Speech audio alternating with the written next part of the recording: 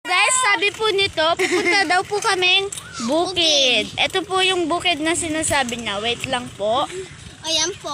Wait lang po. Ito po yung bukid na yung sinasabi niya. Kaya, pupunta na po kami.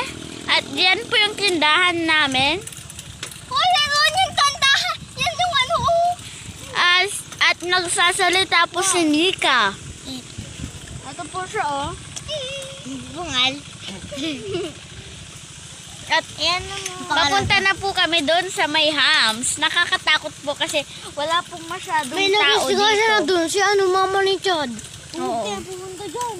So, nakakatakot po talaga. Malayo na tayo. Baka kunin tayo puting ban. So, malayo na po kami.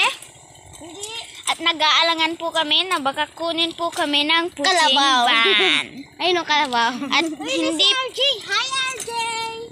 Hi, RJ!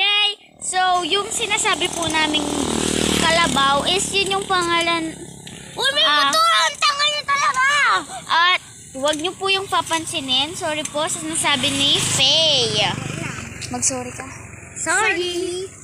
So, ganyan po talaga pag nabibigla. Ang pangalan na nito ay si Miss Nunal.